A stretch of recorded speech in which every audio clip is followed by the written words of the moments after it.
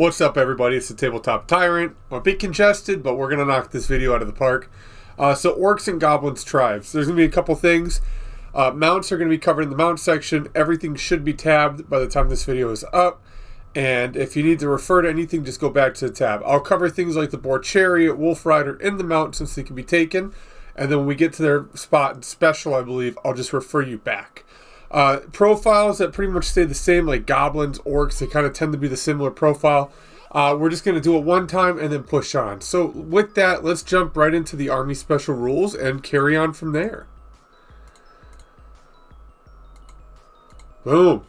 So we got a slew of them. Nothing too crazy, nothing too bad. As you can know, as everyone's probably told you, and as you've probably played, Animosity, gone. It's no longer a thing. You now have Impetuous. And you know what? I don't know. I like the Animosity personally. I didn't ever play the Orcs. Like, the Orcs were good if everything worked, but I didn't care the randomness of it. I kind of liked it personally, and Animosity gave that to me. Now, we're going to talk a little bit too, because Biggins has changed. They used to be, I believe, +1 weapon skill and strength, but now they just gave +1 strength and Armor Bane 1 in combat. So, not too bad in terms of anything that's going to require them to take a strength test. They're going to be taking on strength 3. It's just strength 4 until they're in combat. So there's that. Choppas also give them reroll to 1. Reroll 1s to wound, and they increase the AP by 1. So Choppas still pretty good. They're not +1 strength anymore. They're now reroll 1 to wound and AP 1. The boys. For every unit of Black Orcs, you must include a Black Orc War Boss / Black Orc Big Boss, and vice versa. So you ain't taking a Black Orc without taking a mop of his homies with him. He ain't trusting these regular Orcs and Gobos. Fear Elves, pretty self-explanatory. Anything with this rule, mostly Goblins, is going to fear the Elves. Ignore Goblin Panic. Obviously, it's pretty they don't care about Goblins running. They're small, they're weak, they're frail, and these are the big Orcs. They don't care. Ignore Panic is like the Goblin Panic, but applies to all, so I think we can cover that. Quell Impetuosity. Within 6 inches of a model with this keyword, friendly units may ignore Impetuous. Pretty cool if you don't want to run the risk of having to make that charge, especially like if you're barely grazing it. But, you know what? Not bad, not bad. Tusker Charge. It's the same thing as it kind of was in the previous edition. +1 strength and +1 AP. So I believe they used to get +1 attack and +1 strength back in the old edition. It's been a minute. So, you know, +1 strength and AP. That's good. And it's only on the turn they charge, and obviously only on the boar. So there's that. And then you can WOG once per game in the command phase. You can invoke the power of the WOG. It's strongly suggested that you bellow it. However, my WOG is not on point, and I don't want to throw off your humors. So one thing that this does is you take a leadership check.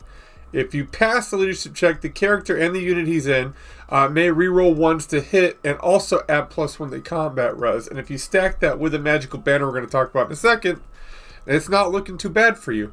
So rerolling 1s is going to play on really great with those Choppas. You're going to get to reroll 1s to hit, 1s to wound. You're going to have that extra AP coming in and the extra +1 to combat res, which is pretty dope. War Paint, it's a 6-up ward save. You can't take any armor of any kind. However, you can take a shield. So you can take a magic shield, but not magic armor because you don't have armor, as a wonderful person pointed out to me in my Dark Elf video. So if I ever make any mistakes on this quick note, let me know down below. I'm not perfect. There's things I'm going to get wrong, and I would like to know when I'm wrong, so that way I can fix it as well. So thank you very much. Moving on. Boom. What is that? The lore of Gork or Mork. So we got Brainbuster and Gaze of Gork. Typically the lore of Gork goes to the Orcs, Mork goes to the Goblins. Looking at this, we're going to be looking at the Brainbuster Assailant spell. 10+ to cast, single model. The character is engaged with suffers a single D6 hit with D3 wounds, no armor or regen saves allowed. However, you can still take a ward save.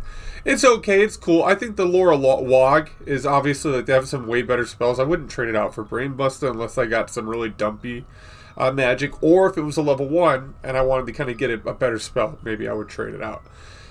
Gaze of Gork. It's a magic missile, 9 up to cast, and it's super random. You roll 5d6, you add all of that together, so if you get 5 5s, you're at 25, right? In basic math here, let's keep going. You take a strength 5, AP minus 3 hit, and you have to travel in the direct line.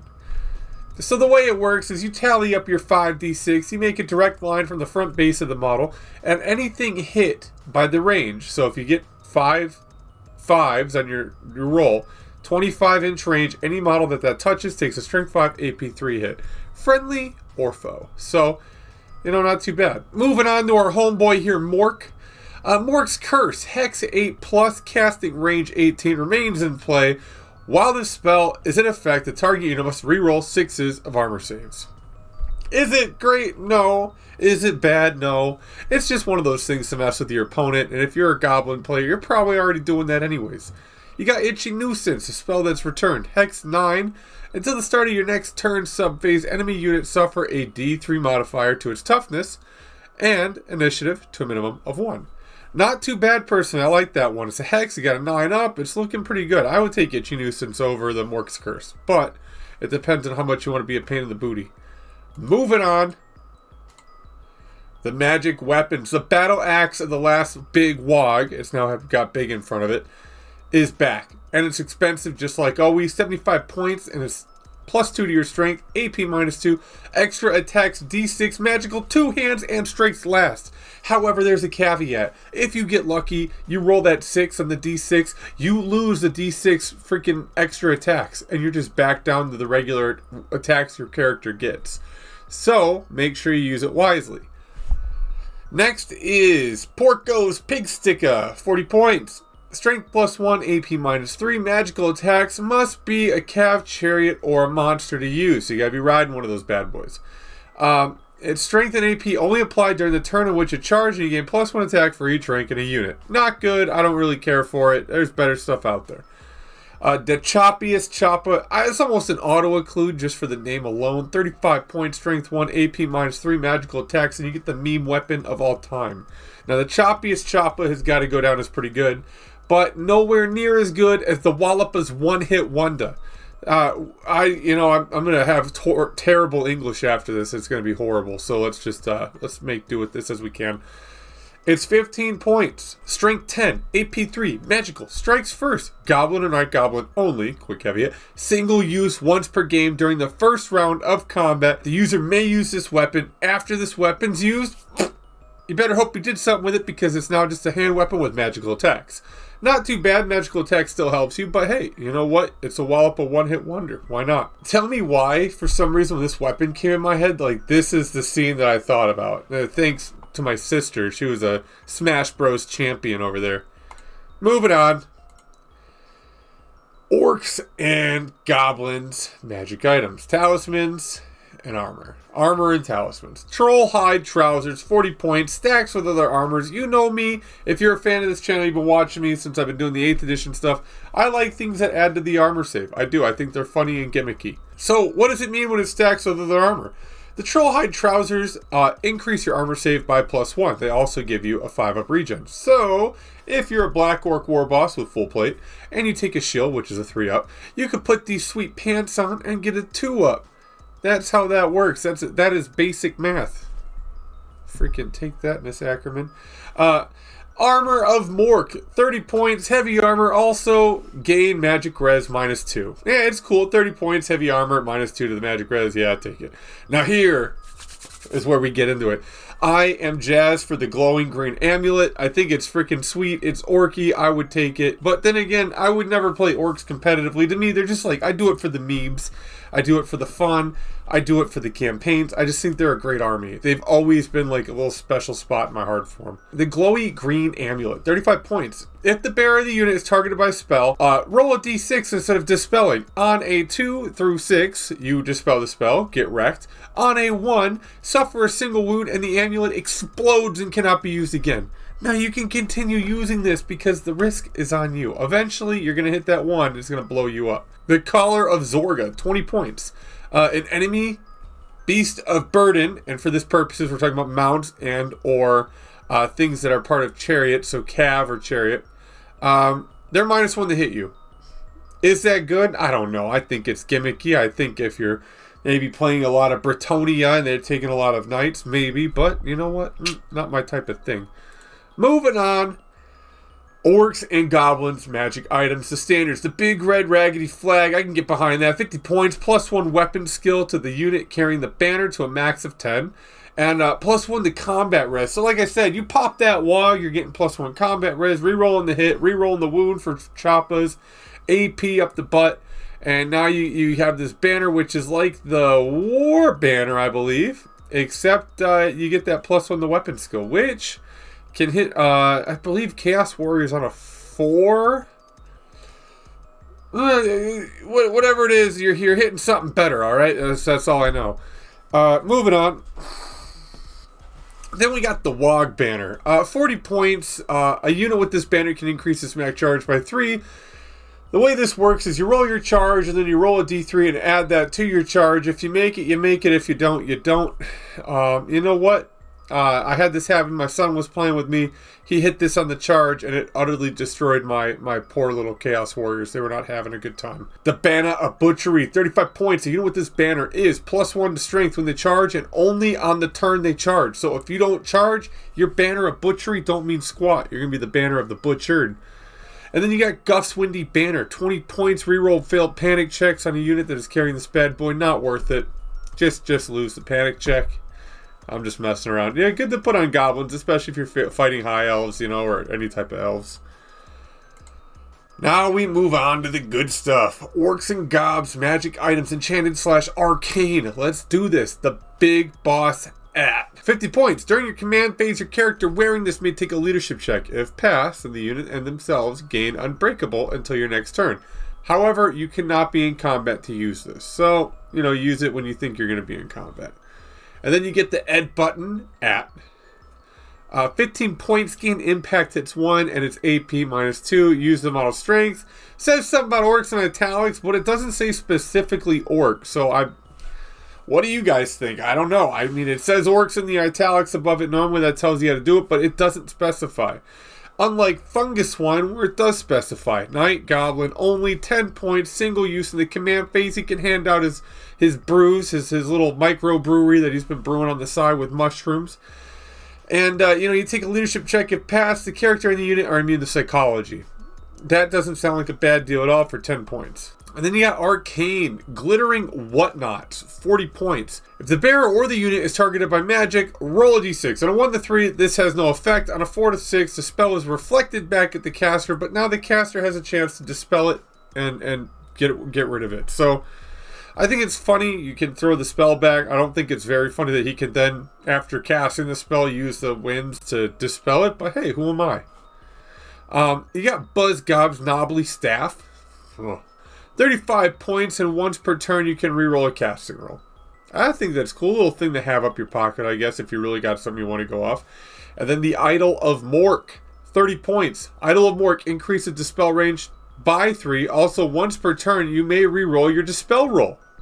Not bad. I think that's cool. And then boom. Oh my goodness. This is the part that just like utterly butchered me this whole video.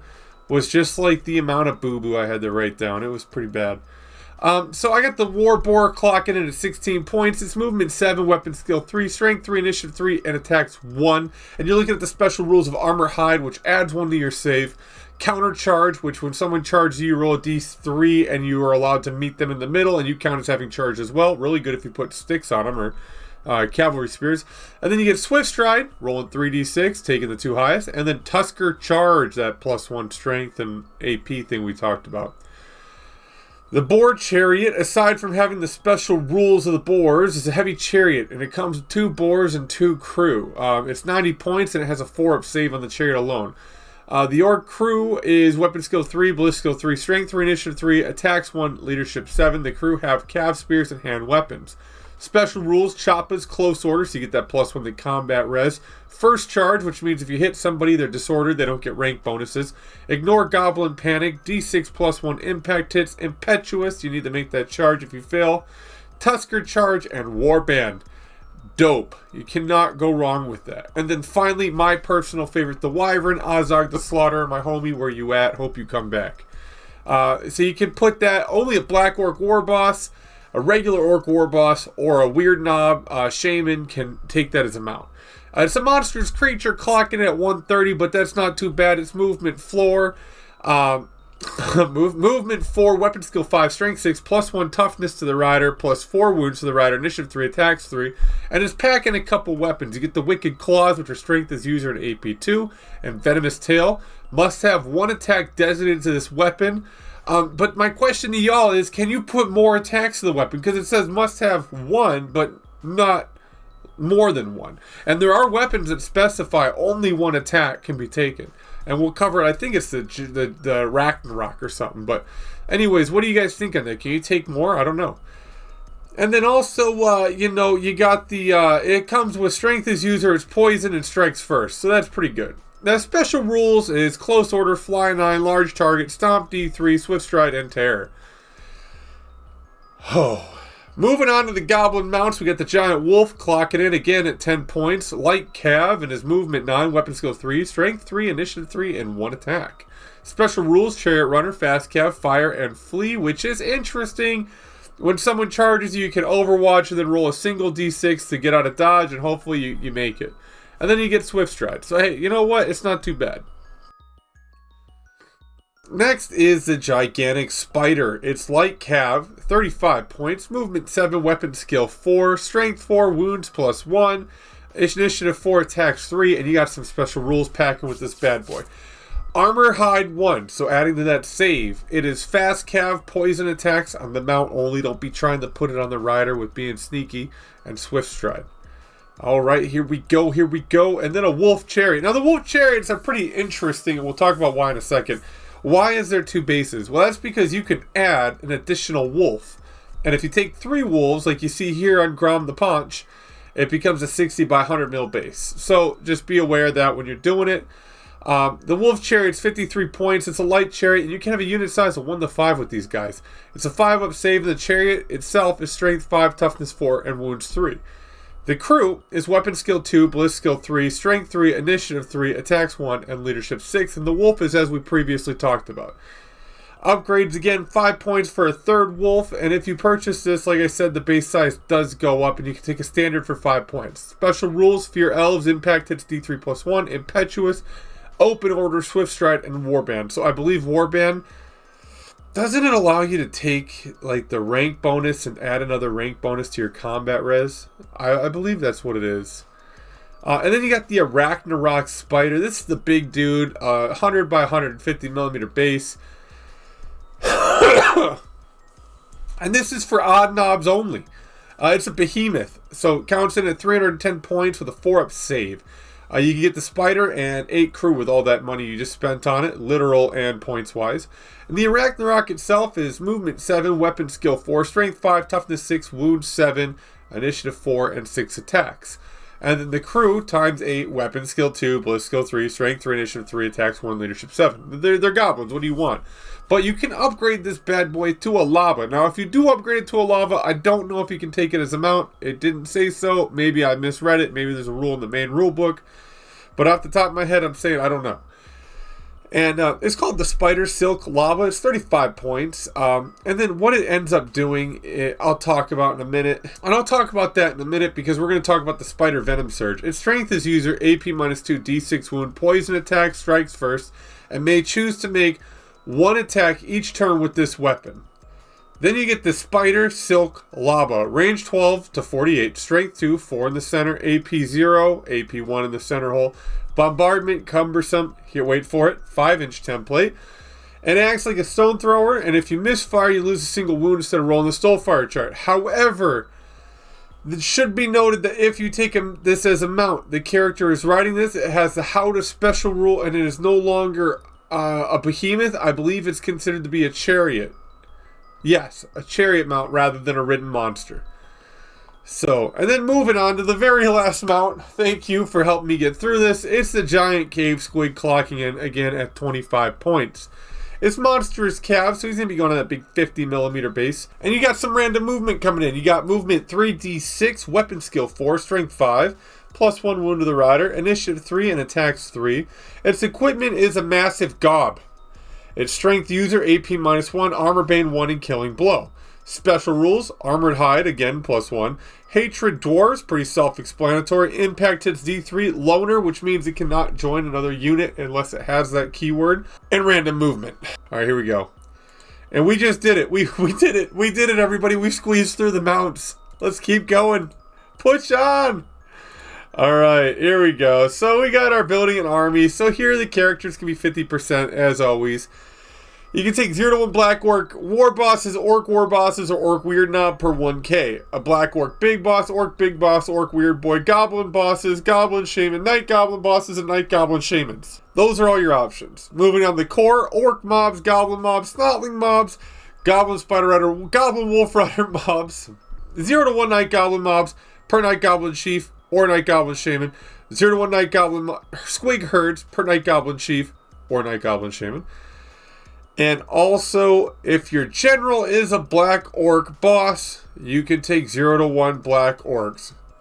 And I think that's a War Boss or Big Boss, it doesn't matter. For special, you're clocking with some Black Orc mobs, Troll mobs, and they are a mob with 3 separate profiles, so we'll dive into them at special. Orc Boar Boys, Orc Boar Chariots, Goblin Wolf Chariots, 0 to 1 Night Goblin Squig Hopper mob per Night Goblin Chief for Shaman, and 0 to 2 Goblin Bolt Throwers. Nice name change, I agree with that. Rare, we got the Arachnarok Spider and Giants. 0 to 1 Mangler Squigs, again per Night Goblin HQ. 0 to 1 Rock Lava per 1k. And 0 to 1 Doom Diver for 1k. I personally think the Doom Diver, and we'll talk about it why. The Mercs are to be determined, and they have allies of Warriors of Chaos, uneasy, Beastmen Brayherds, uneasy, and Tomb Kings, uneasy. Honestly, at this point, with the roster is massive as the Orcs and Goblins, the last thing I would want to do is learn to take allies with this army. Unless it's Chaos Dwarves and these dudes are enslaved, I don't want nothing to do with it. But on a serious note, they have really cool models, really great range, and a lot of diversity that you won't get tired painting this army. And I can speak from experience. I love Orcs and Goblins. But without further ado, my personal bias aside, let's jump into this. We got Black Orc mobs. They're heavy infantry. They start off in a unit of 5 or higher. They come with hand weapons and full plate, and they're 12 points apiece. And the command is 6 apiece. And that's counting the champion standard musician. Now moving on, they can upgrade to additional hand weapons, great weapons, or shield. And 0 to 1 per army can have stubborn or veteran upgrade. Stubborn's okay if you fall back the normal leadership without it being modified. You instead fall back in good order, doing the 3 inches rather than the 6 inches, I believe. And then veteran allows you to roll a leadership check, however not during a break test, because a break test is not a leadership check. That's aside. Let's move on. Boss can take 25 points in magic items, which most of these bosses can, so I won't mention it anymore. And they have a series of special rules. Chop is close order, the boys, furious, charge, ignore panic, and motley crew. Also, quell impetuosity. If you're like me, you're part of like Motley Crue. Isn't that a freaking band?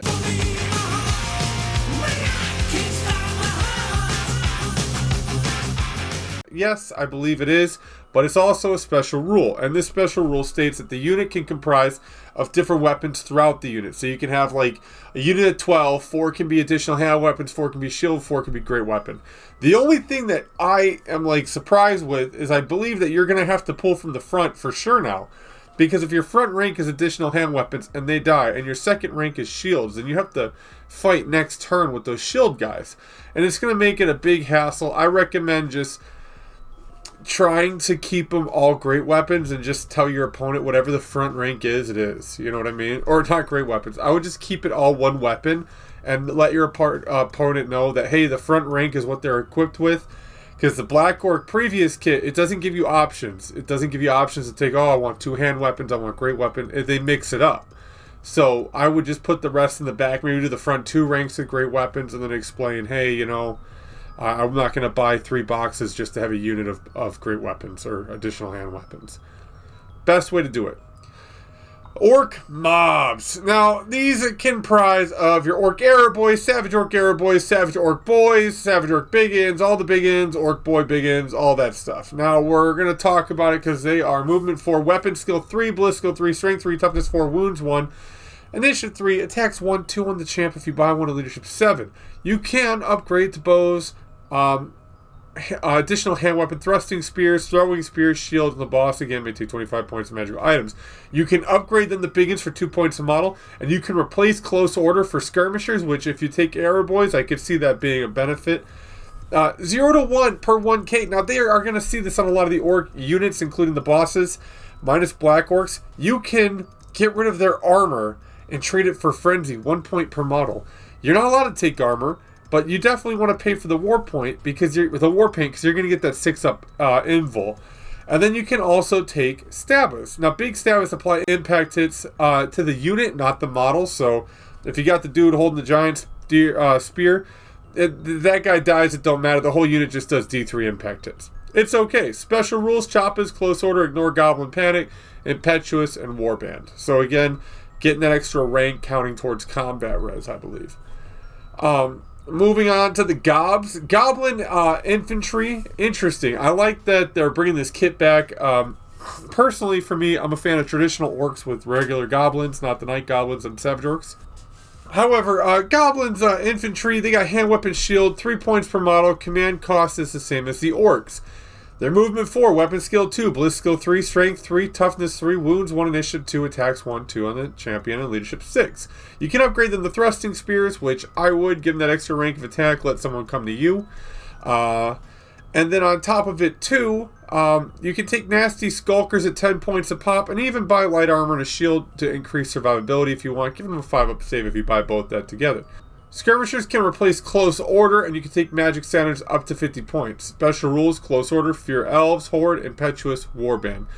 Moving on to the nasty skulker. You see how they get you? It's like, the telemarketers, man. They coming after me. Now it's the nasty skulkers.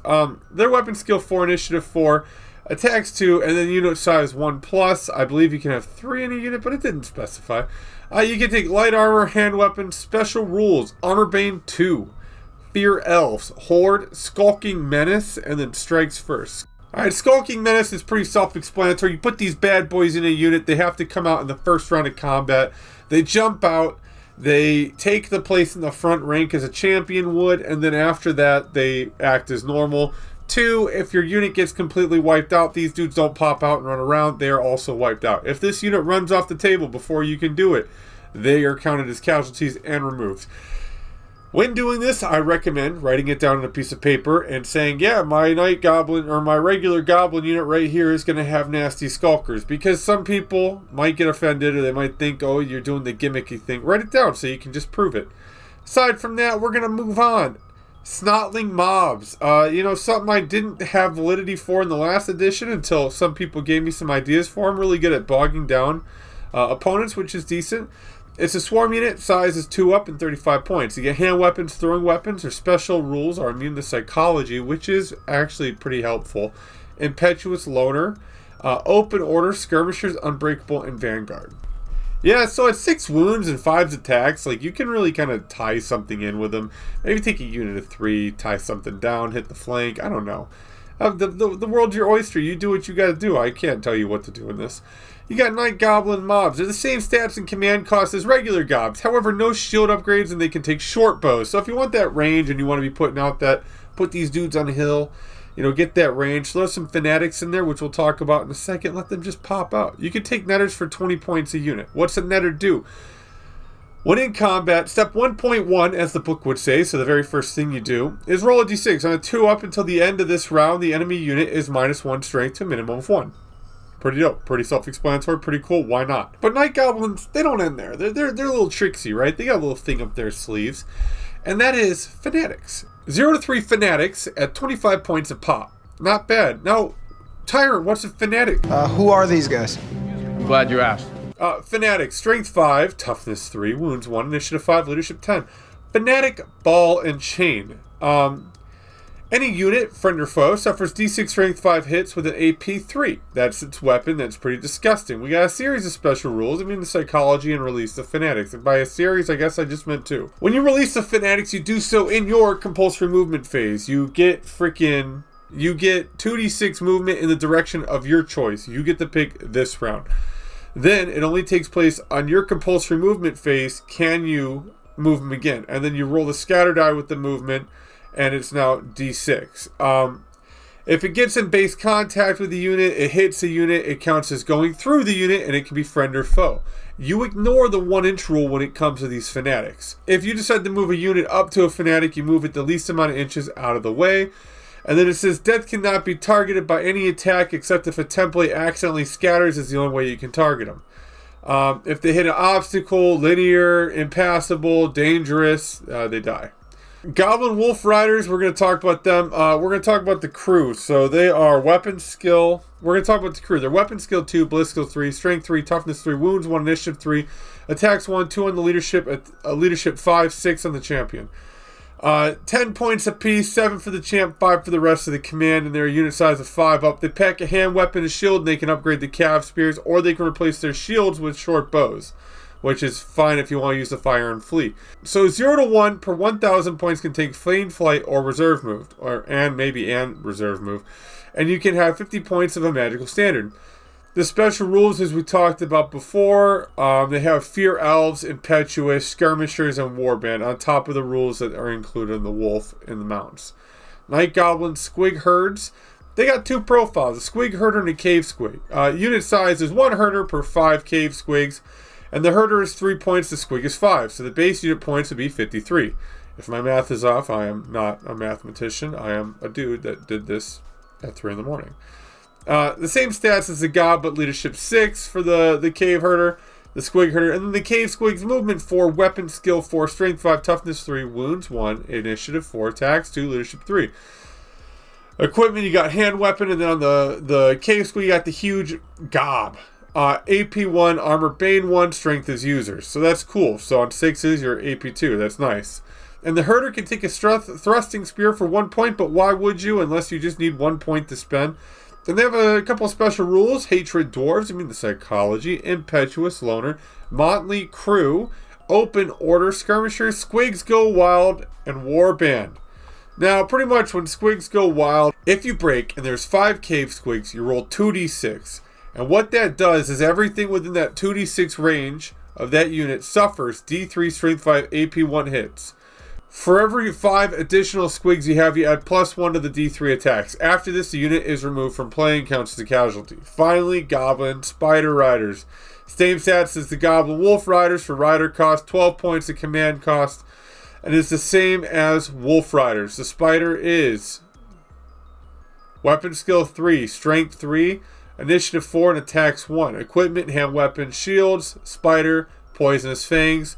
Upgrades, you get the cavalry, spears, short bows, light armor, and then 0 to 1 per 1k. You can have a 50-point magic standard.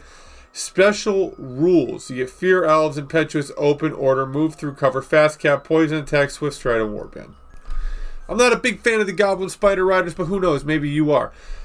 Again, Black Orc Mob we talked about previously in core. Troll mobs. Oh, tell me why. Okay, there are 3 types of trolls. You get the Common Troll, the River Troll, and the Stone Troll.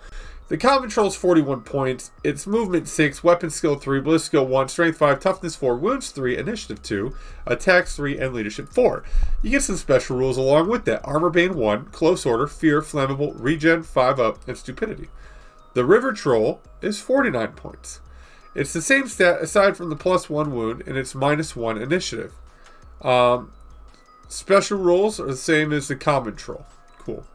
And I'm taking these stat lines off the Common Troll. So when I'm saying -1 initiative, the Common Troll's initiative 2. This is initiative 1.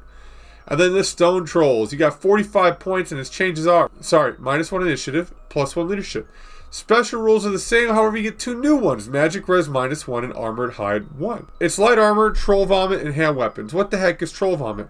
It's a strength 3 AP 2. Make 1 additional attack with this weapon. If in base contact, you do this at the very end, even after you've resolved your stops. And they auto hit. Upgrades, great weapons, additional hand weapons. For trolls, you have a few options. I like the Stone Trolls. I always thought they looked kind of cool. River Trolls were like, you don't need them. The Stone Trolls are my homies, though, man. I represent. But above all else, the Chaos Trolls are Chief and Supreme and Throg. So not Thrug, the one from freaking Age of Sigmar, the one they ripped off of the Crudes. Call it a rug, rhymes with grug. And this one, I call it a ride. rhymes with grog. The Orc Boar Boy mobs. There are 15 points apiece for the Orc Boar mobs. Unit size 4 up because it's heavy cav. Weapon skill 3, ballistic skill 3, strength 3, toughness 4, wounds 1, initiative 3, attacks 1, 2. Champ is 8 points and the rest of the command is 6. You get hand weapons and light armor. However, you can upgrade the cav spears, which I highly recommend. Shields, again, which I recommend. And heavy armor, again, I recommend. These dudes can get up to a 3-up save. So if you don't take that and you're going to be planning on being aggressive with them, you're going to be in for it. The champ can get 25 points in magic items, and the big in upgrade is 2 points. Much like their orc counterparts, you can get rid of all the armor and just take frenzy, and that's 1 point, I believe, per model.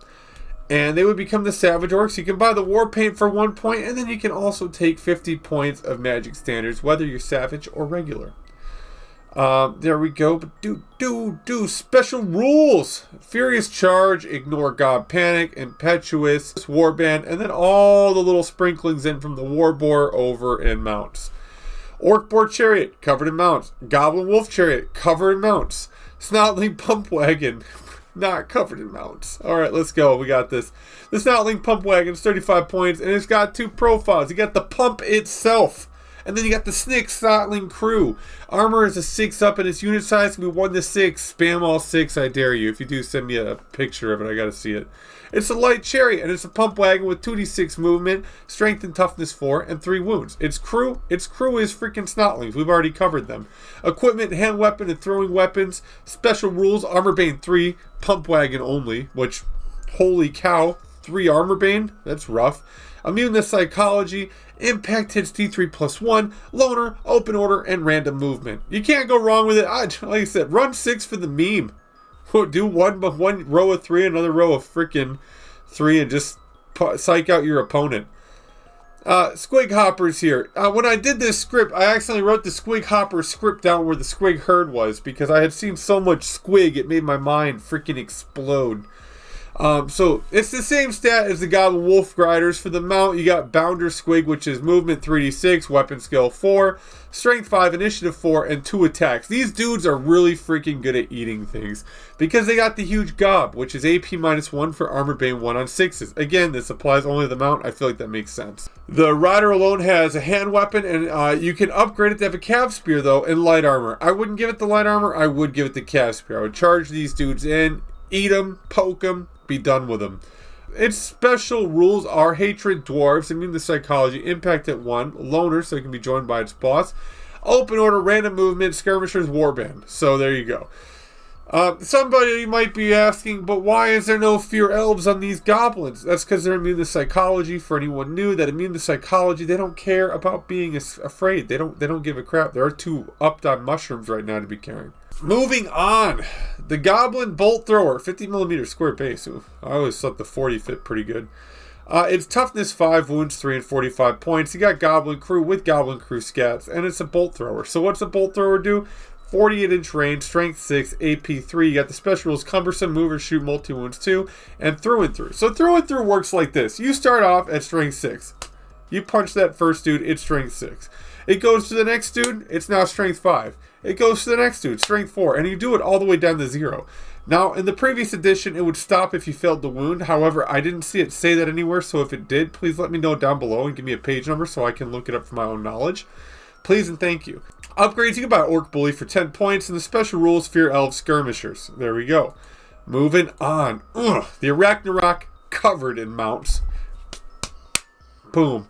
Giants, they're no longer a meme at this point in time in the video. I have written down so many profiles and written the script that I loathe anything writing extra. Their movement 6, weapon skill 3, BS 1, strength 6, toughness 6, wounds 6, initiative 2, attacks with a star because it's dependent on what they get, and leadership 10. They have equipment, which is Giants Club light armor, special rules, close order, Giants attack, immune to psychology, large target, pick up, and it just leaves off on that, like Monty Python. The castle of... What is dead? He must have died while carving it. D6 stomps, terror, timber... Not the song, but the actual, like, timber falling over. And unbreakable. Roll a d6 in the Giants chart to see what it does. I have zero intention of dragging this video out any longer. And if you guys really want me to cover giants, I'll cover all the giants in their own video. We'll do a giant video. And I'll talk about chaos giants. I'll talk about these giants. We'll talk about what they do. They're really good in the game. They're a meme still, despite my lack of wanting to type about them. And they're also really good because of what they can do in their 6 wounds. Now, personally, that's just my opinion. Tell me your opinions with the giants. If you want that video, let me know. I'll even cover the Siegebreaker giant. He's not even in there anymore. He's extinct. Till Chaos gets their book. Okay, Mangler Squigs. Now, this was like the perplexing thing. A 50 by 75 millimeter base. They were on a round, I believe, a 50 millimeter round, maybe. Yeah, 50. They're now on a 60, I believe, for the Gloom Spike gets. But yeah, interesting thing. Unit size 1, it's a behemoth, and its movement 3d6, weapon skill 4, strength 6, toughness 5, wounds 4, initiative 3, attacks d6, leadership 4. It has equipment, colossal fang filled gob. The gob is coming. They should have made a spell called the filled gob or the fang gob. It would have been freaking dope. The Fang-Filled Gob is strength is user AP -2 killing blow. It's good, you know, I don't know. They used to be kind of fun when they would just roll into a unit and explode. Special rules, close order, hatred, dwarves, immune to psychology, impact hits d6, curse, splat, large target, random attacks, random movement, spike, ball, and chains, d3, timber, and curse splat. So Kersplat is you treat all terrain as dangerous terrain. And then the spike, ball, and chains, its impact hits have armor piercing 3. So, hey, that's cool. Moving on, we got the Goblin Rock Lava. Its toughness 6, wounds 4. And you get Goblin stat line with it. Its equipment is Stone Thrower, so 12 to 48 inches, strength 4, 8 in the center hole. AP 1 on the little template, 3 in the center hole. Special rules, bombardment, cumbersome, move or shoot, D3 plus 1 wounds in the center hole, and you get a 3-inch template. It's cool if you misfire, you roll in the Stone Thrower misfire chart. Doom Diver Catapult. It operates like a Stone Thrower, and the catapult itself is toughness 5 and 3 wounds. The crew, again, Goblin stats, and you can have Orc Bully for 10 points. Its special rules, Doom Diver, Fear Elves, and Skirmishers. Doom Diver, follow bombardment, so the scattered ice and how to use it. Once scatter is complete, you get to readjust your homeboy by D3, so the template you measure from the center hole can be adjusted based off what you roll, and that's to simplify the Goblin kind of flying through the air and landing on a target. Orc Bullies. It's, again, one of those like clauses within a clause. They have an orc stat. A bully cannot leave a war machine once placed unless fleeing. War machines within the command range, which is leadership, so 7 inches, may use his leadership for using it. So, yeah, cool. I would take one of the rock lobber because you get one in the kit, if they still even do that. Moving on to Lords and Heroes. Look at that artwork. Classic Orcs and Gobs. Am I right? Boom. Alright, so again, I put the 0 to 1 per 1k on the side. And I put all the other crap on the other side. The Black Orcs, all the profiles have a weaker cousin to it. I'm just going to say the stats. So like Black Orc HQ, you have weapon skill 7, obviously indicating the war boss, 6 for the Black Orc big boss. So let's continue. Weapon skill 7, 6, strength 5, 4, T5, wounds 3, 2, initiative 6, 5, 4 attacks, 3, leadership 9, and 8 on the big boss. It's 135 points to field a Black Orc war boss and 75 points to field a Black Orc big boss. They come with hand weapon, full plate, and additional hand weapon, great weapon, calf spear, if mounted, shield are all upgrades you can do. They can take magic items. The big dude, 100 points. The little big boss, 50. They have special rules, Choppas, the boys, Furious Charge, Ignore Panic, Quell Impetuosity, Rallying Cry, and Wog. The Black Orcs, in my opinion, are really freaking sweet. One, they allow you to access a unit per, I believe, Black Orc boss. So if you take a big boss, you can take a unit of Orcs. You take a war boss, you can take another unit. And then on top, you can make your Black Orc big boss a BSB, which I think is super down to earth. I think you need to, because you'll be able to take those 2 units of Black Orcs, one in troops, which is going to eat up your core choice, and then one in special. Now, why are they good? That full plate really helps. Having a 4-up, a 3-up if you take a shield, is really brutal. And because of how the ranks work in the front, it really can't catch up. And they have Choppas, so even if you do take the shield and you're hitting with that one, like I said, that special rule really plays into effect. You hit them with the Wog, and you hit them with the Banner. That's +2 to combat res, reroll to hit, reroll to wound, freaking AP extra, +1 strength, all sorts of nastiness that you get to go on. And I really have to say, I think that's awesome. It's definitely something needed. For me, I love my Black Orcs a lot, but with the day and age of Grimgore, I ran too much of them, and I am Black Orced out. And I want to try an army of just all Orcs and Goblins with no Black Orcs. Just kind of keep a very undisciplined rabble. So for me, the Orc boss HQ is going to be where I'm going to look. Weapon skill 6, 5, strength 5, 4, toughness 5 for both. Weapon skill 3, 2 for the weaker. Wounds 3, 2 for the weaker. Initiative 5, 4. Attacks 4, 3 on his little brother. Leadership 8 and 7 for the little big boss. Its points are 110 and 55 for the big boss, and the hand weapon, and it comes with a hand weapon and light armor. You can upgrade it, however, to have an additional hand weapon, great weapon, cav, spear if mounted, shield, and heavy armor. You get the whole frenzy gimmick with this and the shaman, so I'll say it here, where it's 3 points to trade out that stuff, and you become, you can buy war paint for 5 points, and now you're a savage orc. So, up to you. I have pictures all over here. I should talking about it. Magical items, 100 points for the big dude, 50 points for the big boss. And then moving on to special rules, we got Choppas, Furious Charge, Ignore Goblin Panic, Impetuous Rallying Cry, Wog, and Warband. Moving on to the Shaman. So I ignorantly put mine on a War Boar. Big freaking brain thinking, but I fudged that up so bad. We're going to talk about why and how to benefit from it when we get to its special rule. But, dude, I felt like such a dum-dum when I was going through my book, and I was like, mob rule? And I was like, now I got to run more freaking piggies. Shamans, the big dude, it's weapon skill 4. Little man is 3. Bliss skill 2 for both. Strength 4, 3. Toughness 5, 4. Weapon skill 3, 2. Initiative 4, 3.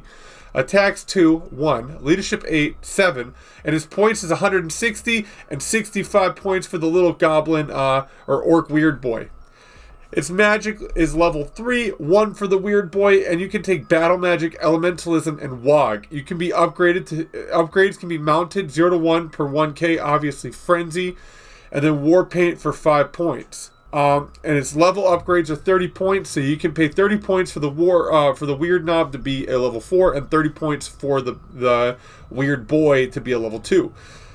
Now the mob special rule. It has all these other ones: Chop, Ignore, Goblin Panic, Lore of Gork, Mob Rule, Warband. But Mob Rule is a big one you want to focus on, because if a unit strength is 10, apply +1 to casting. If you go below 10, this is lost. Wait a second. No, that's right. It's 8 because I'm only running 4. I need to run 1 more piggy. So if you run 5 piggies, you get it. I believe because they count as 2. Goblin bosses. War boss, big boss. Weapon skill 5, 4. Bliss skill 3, strength 4, toughness 4, weapon skill 3, 2. Initiative 5, 4. Attacks 4, 3. Leadership 6, 5. 60 points for the war boss. 35 points for the big boss. Equipment is a hand weapon, and it can be upgraded to have an additional hand weapon, great weapon, cav, spear, shield, light armor, and can be mounted. 100 points for the big dude of magic items, 50 points for the big boss. Special rules: Fear Elves, Impetuous, Rallying Cry, and Warband. And now we got the dreaded Goblin Shaman.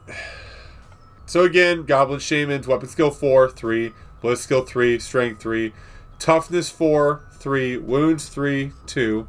Initiative 4, 3, attacks 2, 1, leadership 7, 6. Points 135, 60. Equipment is hand weapon.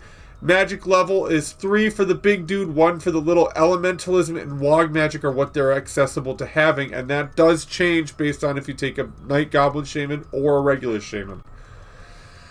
Magic items are dished out appropriately: 100 for the big shaman, 50 for the little weak-ass shaman. Special rules: Fear Elves, Lore of Mork, and Warband. So I like Goblin Shamans because they're cheap. I don't think I would take a big one unless I was really going like an all-goblin list. I would take a little shaman and just kind of spam magic down the field. Maybe get that itchy nuisance, be a little ding-dong, mess with my opponent, and just have fun with it generally. Night Goblin bosses. Points are 55 and 30, and they have the same stat line as their Goblin counterpart, and even similar upgrades, but these can only take a Cave Squig for a mount. Their special rules are Fear and Warband. And then finally, the Night Goblin Shaman. Same stats as their counterparts, the regular Goblin Shaman, except 130 points and 55 points for the weak one. They do, however, have access to illusion magic rather than elementalism, and they have Fear Elves, Hatred of Dwarves, Lore of Mork, and Warband. This army was absolutely ridiculous. It was crazy, crazy style, all sorts of writing and taking things down. I'm not complaining. I enjoyed it. It was good, but it took a long time because of the freaking frenzies and the fanatics and the trolls deciding to have 3 freaking profiles. You know, but I'm not going to complain because it gives you accessibility to make your army however you want, which is something really rare and that should be prized. When they get their book, their little Orcs and Goblins tribes, I would be interested to see what's in there. 100%. I want to see what they get. I want to see how they play.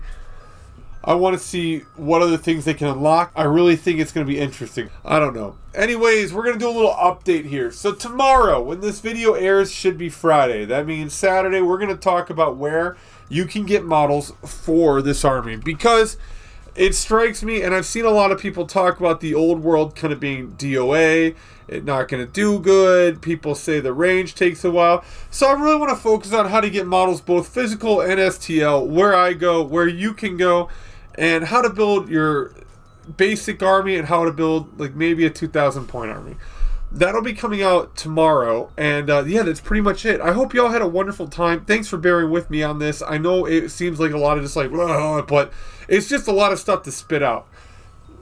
Big key units I would look at. I do like the Stone Trolls. I don't think the Mangler Squig's going to be as worth it as it used to be. Do it for the meme if you're going to do it, but if you're not going to do it for the meme, you want it to be good, I wouldn't look there. Just my opinion. The Doom Diver Catapult is where I would put my money in the basket because I think the Doom Diver Catapult being able to adjust its fire is pretty dope, and it can mean the difference between even clipping a unit or clipping a model and not clipping anything at all. Again, the Orc boys I think are pretty good. I would run them 6x5 or even 6x6 because they get that that warband roll. Right now I'm 6x5 with them, and I don't regret it. I think if you go 7 wide, it becomes a little too hard to maneuver through some terrain personally. But 6 allows you to get the extra hit of attacks, and also too, whenever you can take a spear, I feel like spears right now are really gonna be the thing, especially like if you're going up against an aggressive player. I would either say take spear or take an additional hand weapon. I wouldn't care about the shield too much on them because they're gonna die. The important thing is if you take the additional hand weapon, you have to commit to the bit. Go in there and hit them. If you're going to take the additional hand weapon too, it might behoove oneself to take the frenzy and just get rid of the armor and get that extra attack. My Khorne army has been just destroying most of the people I played with. It's pretty beast. It's nasty.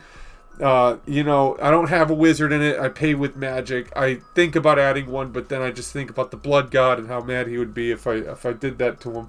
The hard thing is just finding what works for you. For me, I'm aggressive. I would take the frenzy and additional hand weapons and just rip my opponent apart. However, what I think doesn't mean anything. What do you think? What do you guys think? What is some of your advice to the community of Orcs and Goblins players watching this? How do you think some of these units can be implemented? Are you a nasty skulker kind of guy? Are you a Night Goblin freaking fanatic? Personally, I'm glad the skulkers are going to come back. It'll be nice to see them. Our next video is the Empire of Man, and the one after that's Warriors of Chaos. So I'm looking forward to that. And if you haven't noticed, I turned my face into a circle. So I'm getting there. I'm freaking progressing in the times, man. Everybody, until next time, I want to say thank you. Have a wonderful day, evening, night, and peace. And when I would read that timber, I would think about that song.